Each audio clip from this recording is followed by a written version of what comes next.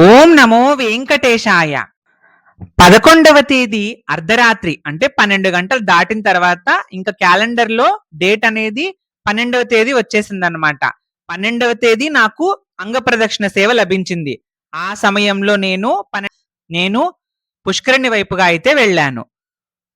12వ తేదీ 12 గంటలు అర్ధరాత్రి దాటిన తరువాత పుష్కరిణిలో మనము 3 సార్లు మునక వేసి స్వామికి నమస్కరించుకొని 1 గంటకి Vaikuntham queue complex Vaikuntham queue complex అంటాం కదా! స్పెషల్ ఎంట్రీ దర్శనం ఉంటుంది కదా!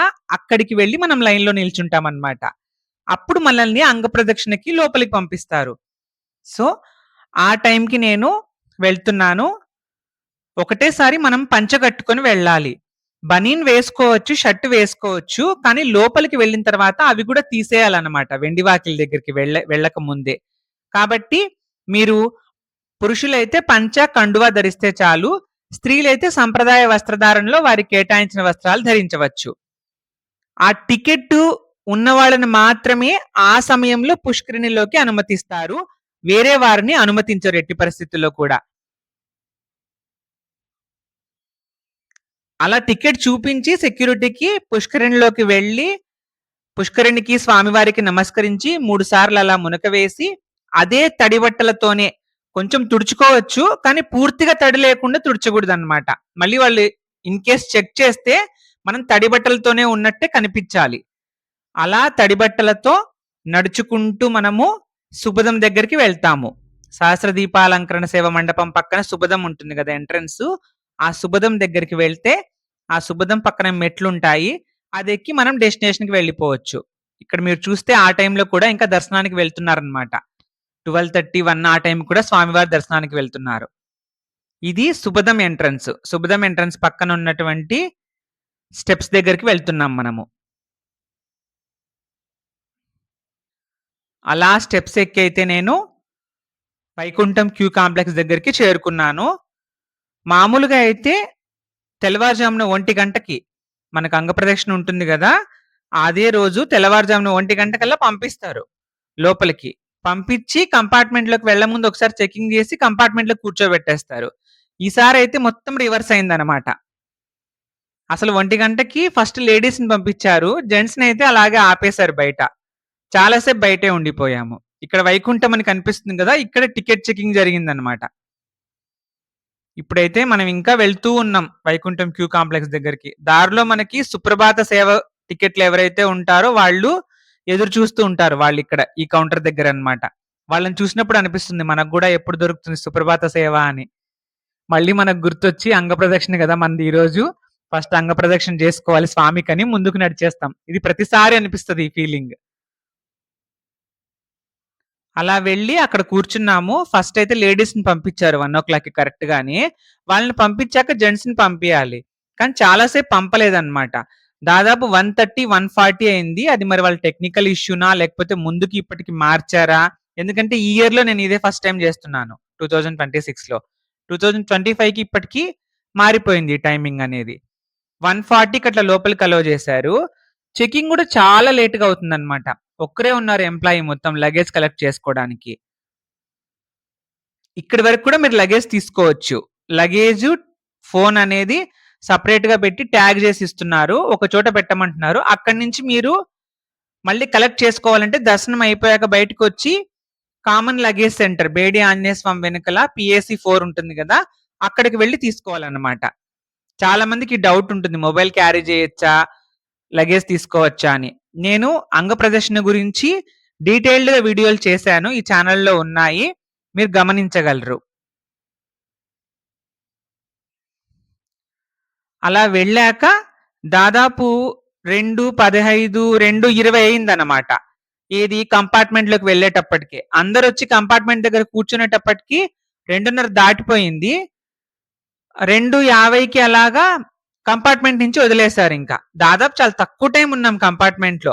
మామూలుగా అయితే 1 గంటకు 1:15కు కంపార్ట్మెంట్‌లోకెళ్ళిపోయి 2:50 వరకు 2 అవర్స్ పాటు అక్కడే ఉండేవాళ్ళం. నిద్రపోయేవాళ్ళం అనమాట అంతకుముందు అంగప్రదర్శనకి వెళ్ళినప్పుడు. ఈసారైతే అలా జరగలేదు. మనకక్కడ ధ్వజస్తంభం దగ్గర మెయిన్ ధ్వజస్తంభం దగ్గర డిజిటల్ క్లాక్ ఉంటుంది. ఆ క్లాక్‌లోనేమో 3 కల్లా మేము లోపలికెళ్ళిపోయి ఉండాలి. వెండివాకిలి దగ్గరికి అక్కడికొచ్చేసి ఉండాలనమాట. 3 అయితే దాటింది. ఒక 5 మినిట్స్ అట్లా అయినట్టుంది 3 దాటి. అప్పటికి సుప్రభాతం జరుగుతోంది. ఇంకా లోపలికి పంపించారు. మనం డైరెక్ట్‌గా వెళ్ళమనమాట అంగప్రదక్షిణకి వెళ్ళినప్పుడు. లెఫ్ట్ సైడ్ మనకి వరదరాజ పెరుమాళ్ళు ఉంటారు గదా! అంతకుముందు వీడియోలో గూడా నేను చెప్పాను మీరు గమనిస్తే. ఆయన బ్యాక్ సైడ్ నుంచొచ్చి అలా ముందుకొచ్చి ఎక్కడైతే మనము స్వామివారిని దర్శించుకొని బయటికొస్తామో మూల విరాట్‌ని, ఆ ద్వారం దగ్గర నుంచి అంగప్రదక్షిణ అయితే స్టార్ట్ చేశాము. చాలా ఫాస్ట్‌గా అయిపోయిందనమాట. అంటే అప్పటి వరకు వెయిటింగ్‌లోనే జరిగిపోయింది. అప్పుడింక వెయిట్ చేయనివ్వలేదు. అప్పటికే లేట్ అయిపోయినట్టుంది స్వామివారి సేవలు. లాస్ట్ టైమ్ గూడా ఇలానే జరిగింది. ఇంక తొందరగా అయిపోయి చేయండి అంగప్రదక్షిణ చేసేవాళ్ళని చెప్పి తొందర పెట్టారు. ఇక ఫాస్ట్‌గా వెళ్తూ ఉంటే కొంతమంది మధ్యలో అయితే కండువాలు అలాగే వదిలేశారు. కొంతమంది బనీన్ అవి తెలీదు కదా! చుట్ట చుట్టబెట్టుకొని వచ్చుంటారు గదా! వాటితో పాటు. తర్వాతొచ్చి తీసుంటారనమాట. సడెన్‌గా ఎవరైనా చెప్పినప్పుడు తీసేయాలన్నప్పుడు. సో, ఆ మధ్యలో 1, 2 బనీన్‌లు గూడా కనిపించాయి దొర్లుతుంటే.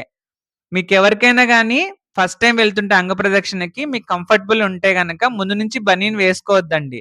ఎందుకంటే అక్కడ లోపలికెళ్ళాక ఎలాగైనా తీసేయాలన్నమాట. ఇక అలా అంగప్రదక్షిణ కంప్లీట్ చేసుకొని మళ్ళీ మనం వెనక్కి వచ్చి వెయిట్ చేస్తాం కదా! ఆ వెయిట్ చేసే ప్లేస్ కూడా మారిందనమాట. అది మనము డైరెక్ట్‌గా కళ్యాణ మండపం ఉంటుంది గదా! స్వామివారి నిత్య కళ్యాణం జరిగే మండపము. ఆ మండపం దగ్గరకొచ్చి కూర్చోబెట్టారు. అంతకుముందు ఇటు సైడ్ కూర్చునేవాళ్ళము.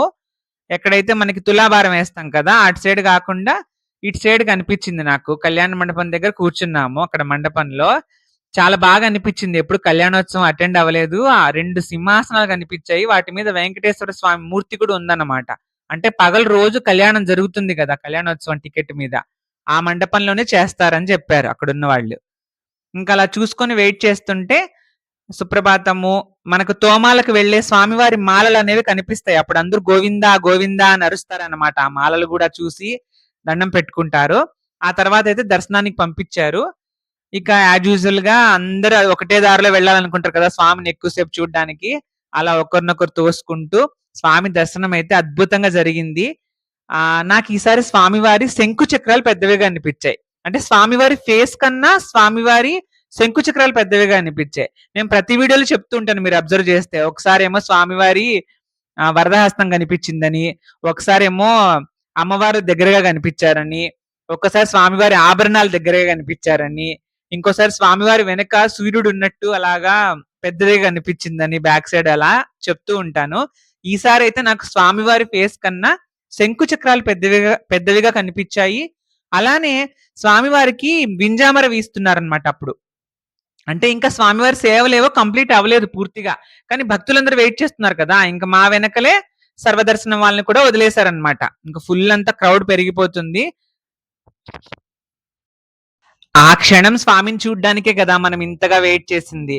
సో, హ్యాపీగా స్వామిని చూసుకొని బయటకొచ్చి, ఆ ఫీలింగ్‌ని మనసులో నింపుకోవాలని ప్రయత్నించి, కానీ కుదరక మళ్ళీ వెంటనే విమాన వెంకటేశ్వర స్వామిని చూసుకొని, అంతకు ముందే మనం వైకుంఠ ద్వారం ఉంటుంది గదా! అక్కడ సాష్టాంగ ప్రదక్షిణం చేసుకొని, ఆ తర్వాత విమాన వెంకటేశ్వరుడిని చూసుకొని, అలా బయటికి వస్తూ, వెనక సైడ్ నుంచే మళ్ళీ చూసుకుంటూ, స్వామి మళ్ళీ ఎప్పుడో నీ దర్శనం, మళ్ళీ ఇంకోసారి అంగ ప్రదక్షిణకు సుప్రభాతం అన్నా, ఈసారన్నా ఇవ్వు, అంగ ప్రదక్షిణకు ప్రతిసారి ఇవ్వు అని కోరుకుంటూ, అలా వెనక్కి బయటకొచ్చి, అక్కడిచ్చే చిన్న లడ్డు ప్రసాదం తీసుకొని, బయటికి వచ్చి మనం కౌంటర్‌లో మన టికెట్ మీద ఒక ఫ్రీ లడ్డు ఇస్తారనమాట. అంగ ప్రదక్షిణ అనేది స్వామివారికి భక్తులు చేసే సేవలా కన్సిడర్ చేస్తారు.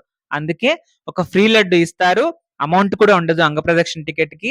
ఆ లడ్డు తీసుకొని బయటికి వచ్చి, ఆ లడ్డు ప్రసాదం తింటూ బస్సెక్కి తిరుపతికైతే వచ్చేసాను. ఆ తర్వాత తిరుపతి నుంచి వెయిట్ చేసి మా ఊరు రాయచోటికొచ్చేసాను.